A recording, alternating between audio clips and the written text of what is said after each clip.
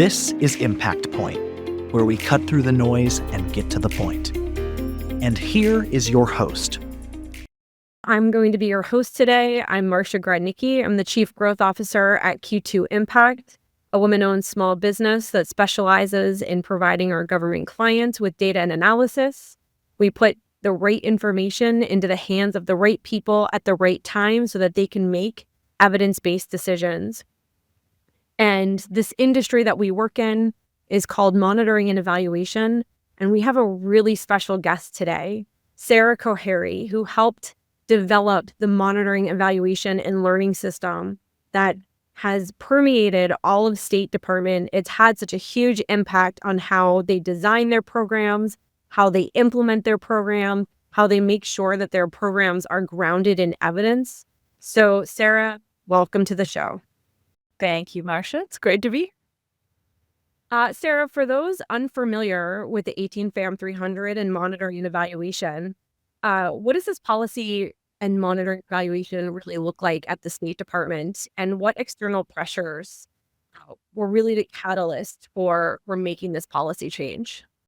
The catalyst was actually the evaluation policy that was put in place as requirement for all the bureaus to conduct evaluations, and guidelines around doing that were issued around 2011, 2012.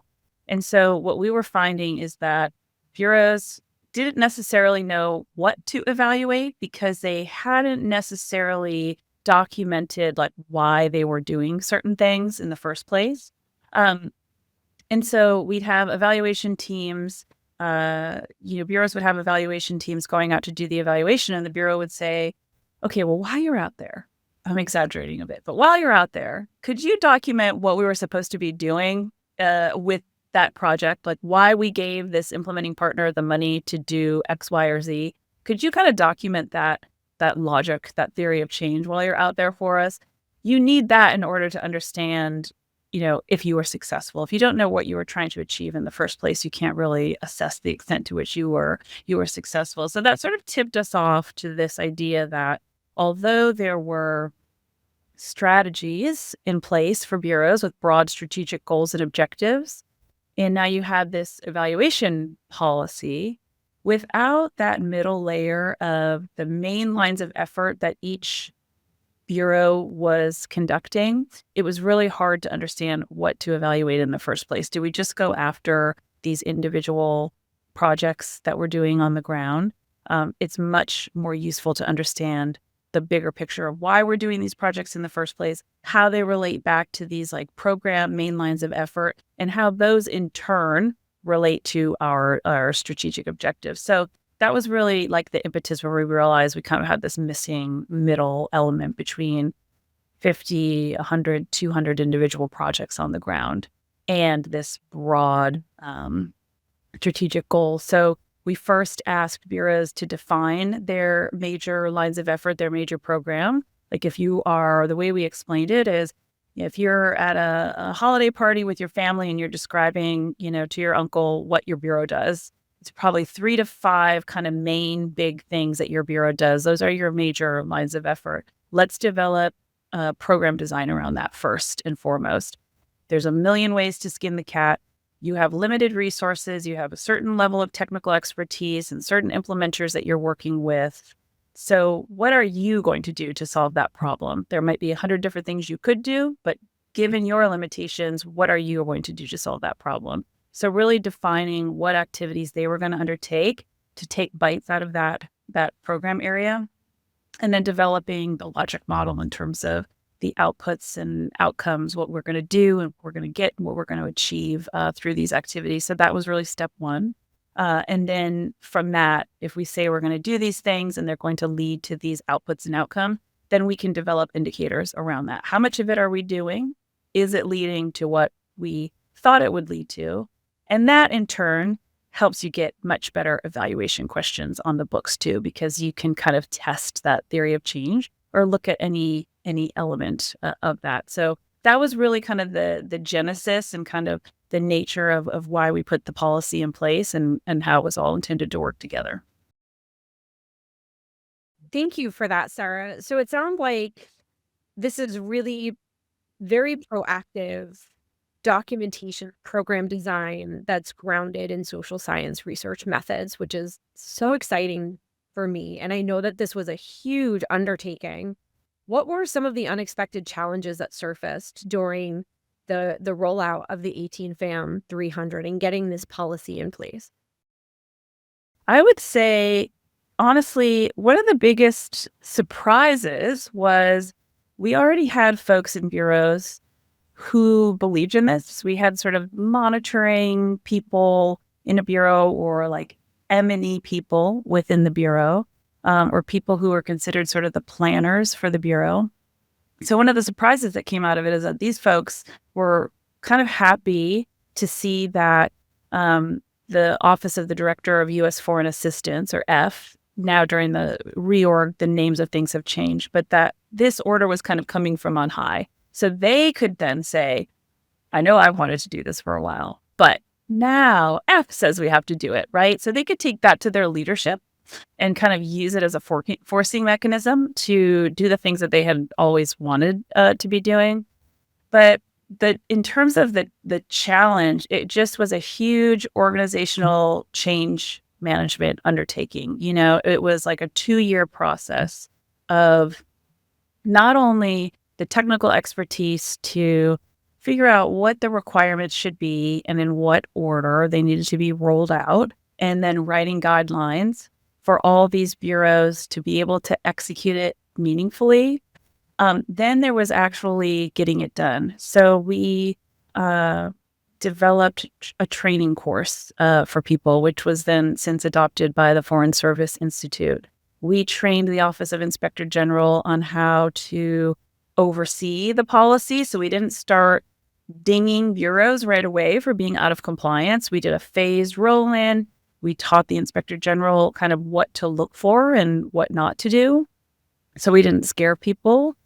We built a community of practice. And one of the sort of heartwarming things about this is that bureaus and folks at state tend to be very sort of hold their cards pretty close. And what we found in the environment that we created with the community of practice around monitoring and evaluation is that people were willing to say, this is a weak point for us, or, you know, we have this in place, but we're really missing this other element. What are you other bureaus doing? And so we would just showcase and sort of celebrate wins across other bureaus. So if some bureau is doing something really well, we would have them come and present and kind of brag about, this is the progress we've made. Other bureaus would see that and say, we'd really like to do that too. Could you come brief our, you know, senior official on what you did, right? And so it really kind of like built a culture of recognizing that work was needed, recognizing that we were, you know, at a sort of basic starting point at the department where maybe folks didn't know the concept of a logic model, for example, and how that related to indicators and how that could be used to pinpoint what should we evaluate. So just kind of knowing where we started from, people sharing that information, and then building community around it and sort of like getting that cross references across people. But, you know, it was just a huge change management undertaking to get, you know, everyone from the staff level to senior leaders to the inspector general to FSI to reorganizing my team so that they had a portfolio of bureaus where the bureaus could come to them for technical assistance. So, you know, that was sort of just in and of itself, not that it was unexpected, but it was a long process. And, you know, we built all the tools and templates and a step-by-step guidebook for folks to really be able to execute the policy. So I would say, you know, that was really the challenge of it all. Surprisingly, we sort of had a lot of the hearts and minds at the staff level, but then like actually operationalizing it was just a huge lift. So, Sarah, you said a couple of things that really resonate with me, especially working for an organization that's a learning organization. And one is that change had to come from the top. It had to come from F and it had to go down. They needed the support of their top leadership in order to feel comfortable enough, in order to feel supported enough to actually make these changes. Another term that you've used is change management, right? There was deliberate, thoughtful actions taken guiding the change that needed to happen. So I'm so glad that you guys took those approaches. And then finally, you mentioned something a couple times about sharing experiences through a community of practice. So those are three three topics that we take very seriously within this organization, right? So change does need to come from the top. You do need to have a clear plan through change management application in order to change the culture and change behavior and get people to adopt new concepts and new theories, and then also providing a platform to really share that through a community of practice. I think is just I think it's fantastic. And I've been working with the State Department since 2014. And so I've seen a lot of these changes take place. And so that resonated with me, Sarah. Um, I want to ask you, 6 years in, would you say that the 18 FAM 300 has really become a standard across the Bureau? And can you share examples of how it's taken roots in monitoring and evaluation practices? Yeah, what is heartwarming to me is that now, as an independent consultant, what I have found is that we have bureaus who want to do this not just at the overarching bureau level. So, for the Bureau of Counterterrorism or what have you, define their programs at the bureau level. We have individual kind of offices within bureaus saying, we own this, of our 3 to 5 major lines of effort here in this bureau, our team owns this one. We actually really want to blow out the program design around what we do. And so I think it's taken root not only at that overarching organizational level where you now have a broad strategic plan, you have the main lines of effort to achieve that plan, and then you have all these underlying projects and grants and awards to achieve it. Now you have kind of the lower levels of a bureau at the offices and program levels saying, we want to really blow out and get in the weeds about how we're going to approach our work, and sort of break it out even further. So that's a change, that I've seen at the department, is that I think it is now part of the culture, and people understand that it's an expectation. Where we started was folks maybe not knowing the terminology around monitoring and evaluation, or how all the concept of program design relates to indicators, relates to evaluation.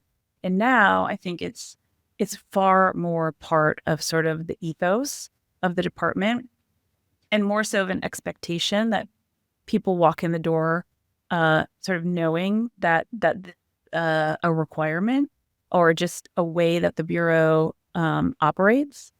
And part of the evaluation policy was a requirement that each Bureau sort of has a Bureau evaluation coordinator.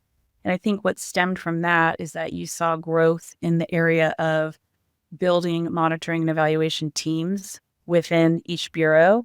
And so now you kind of have some core staff in there who are monitoring and evaluation, people who are keeping tabs on all of those individual projects from a monitoring and evaluation standpoint. Maybe they have developed kind of key performance indicators for their Bureau, and they're using those on all of the projects instead of it being a little more ad hoc, making up indicators as we go for each individual project. We're saying we care about these things as a Bureau, or we care about these things as an office, and we're going to make sure we build data around those key performance indicators on a systematic basis across our whole portfolio, instead of kind of making it up each time for each individual project. So those are some of the key, the big kind of cultural shifts that I've seen as a result of the policy. Is it perfect everywhere? Probably not. But I think it's taken root to the extent where it really is a known part of the culture and an expectation in most bureaus. So, Sarah, for the skeptics out there, because there are still some skeptics, can you give us an example of how it's directly influenced a decision or an approach, not just in theory, but in practice, with your own experience? Yeah, I think, that's a good question. Part of my answer is a little bit of a deflection, which is that in the realm of international relations, diplomacy, foreign assistance, sometimes the results can take months or years to achieve, right? So it's not like an automotive production line where this part is coming off the line defective. We're going to make a quick fix, and now this part is perfect because we've turned these levers on the production line, right? That's not what we're doing. We're doing overarching regulatory reform in countries. We are trying to reduce the flow of narcotics. We are trying to get cybersecurity and data privacy laws in place so that we can do commerce with them as Americans and feel safe doing that. It's not something where, just the ongoing monitoring of an individual project is going to somehow, oh, well, if we just pull this lever, poof, there's a law change. Think about how laws pass in the US. It takes years and years and years, right? So it's not quite the quick turn, immediate feedback loop from the monitoring perspective. Where I have seen, although the monitoring helps us take an accounting of what we're doing with the money. So it might not be as sexy to count how much capacity building we've done, or how many road shows about topic X to build consensus internationally about a certain issue that we've done. It might not sound great to say that, but because we spend a lot of resources doing that, and all of these different factors lead to the outcomes that we're seeking, we need to take an accounting of the fact that we're doing these sometimes, it seems like chipping away, and they might seem boring on their individual face, but combined, what does it all lead to? So the monitoring might be a little more mundane and boring and not necessarily give you this immediate feedback loop where, we've solved how to get a law passed in 10 days, right? That's not how the monitoring works. But on the evaluation front, that I think is where we see changes happen, right? So now we're doing better evaluations that are more informed by the question of what is the information that we can actually use to improve our program. What has actually worked well about the way we are approaching improving the cybersecurity of a country? What is actually working well about the way we're doing counter narcotics in a country? And I remember in preparation for a TDY that I did, reading an evaluation report that talked about how in the realm of counter narcotics, there's really sort of 3 elements that are necessary to be successful. And if you don't have the 3 elements of interdiction and eradication and alternative development, the rate of illicit narcotics actually increases without the alternative development piece. That's what the data and this evaluation and this study was showing. And so how can that not inform, how you approach your work at the department? I think most of the people running around the State Department, in my experience, are just really, really intelligent and smart about their policy areas.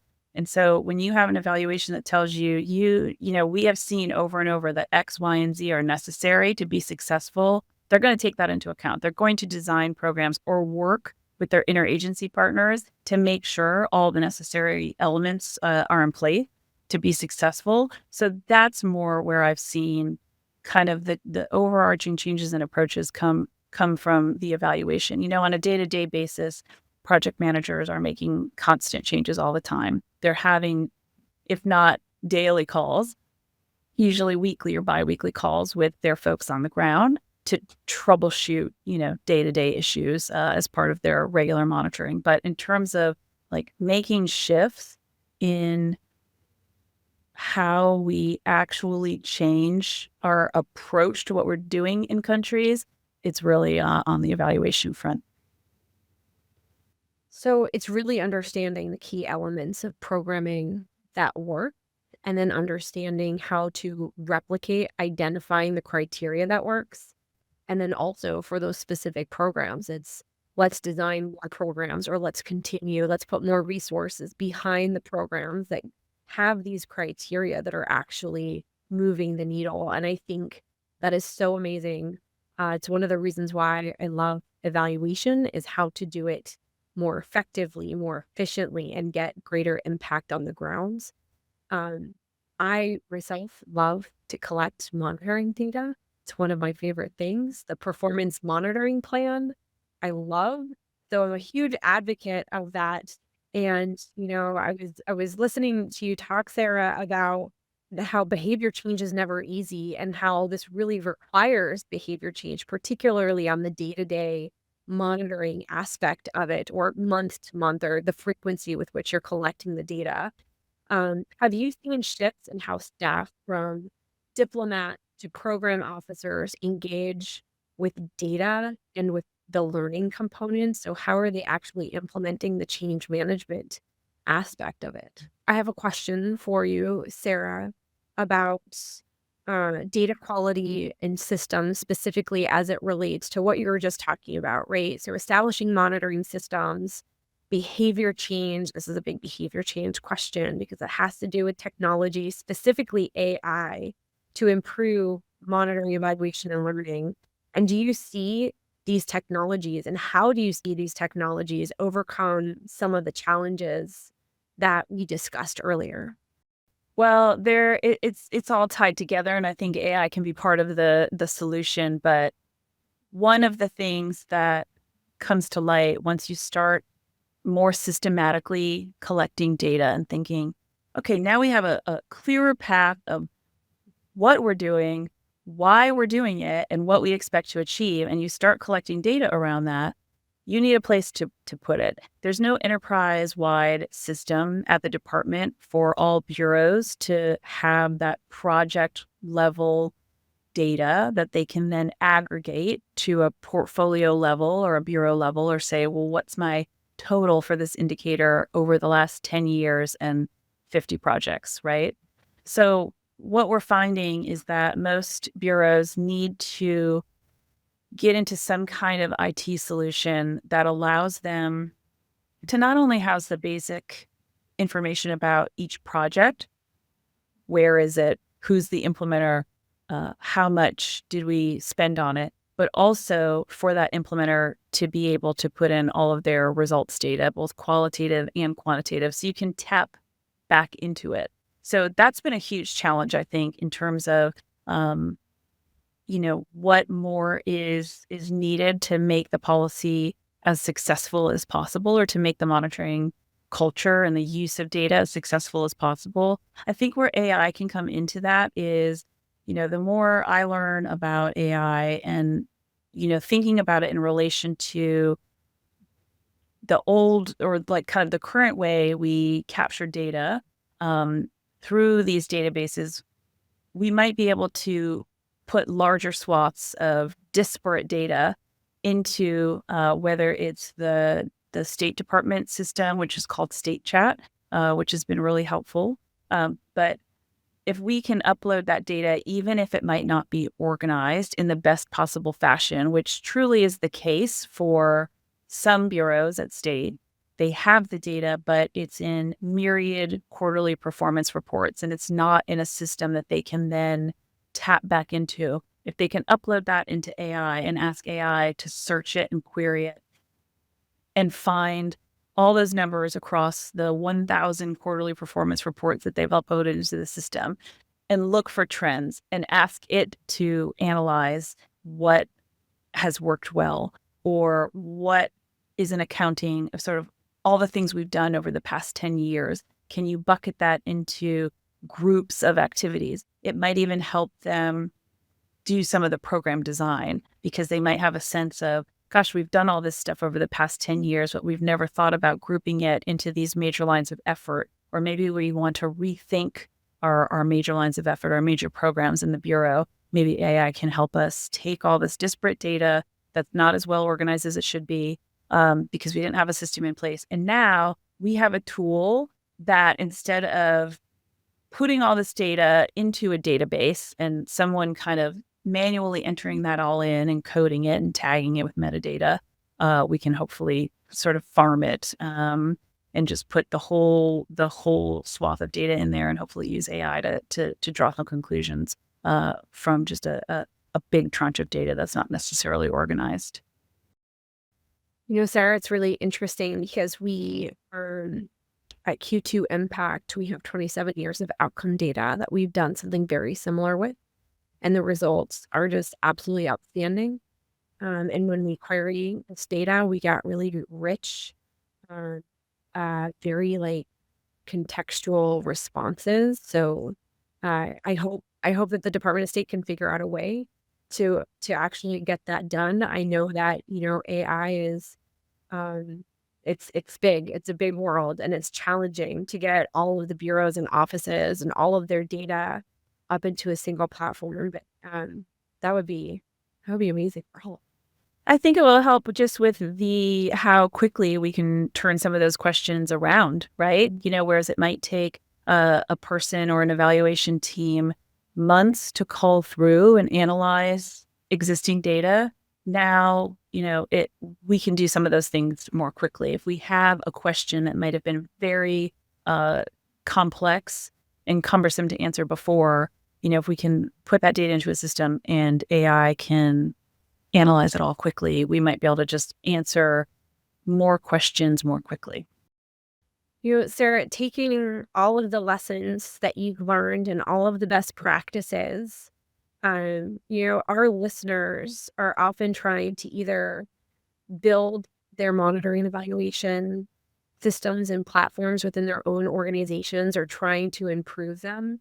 Based on all of your experience, what are 3 takeaways that you can offer our audience as they look to the future and they too try to implement monitoring, evaluation, and learning systems that are really effective, that are forward-looking, that incorporate AI? What would you tell our audience?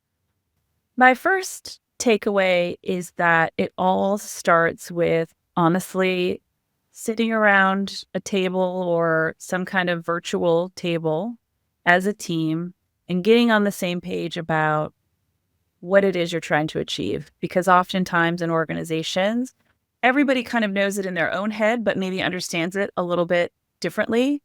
But it is really powerful to bring together a team, even if they've worked together for 6 months or they've worked together for 6 years or 16 years, to get on the same page about what are we trying to achieve here. And once you're all singing from the same sheet of music, and you start linking your day-to-day activities to some broader purpose, it's really motivating, and it helps everybody be on the same sort of page and the same glide path to success. So that's sort of my first key takeaway, is really taking the time to create a logic model around your programming to define what you're trying to achieve and how you all think you're getting there. It's a really powerful tool.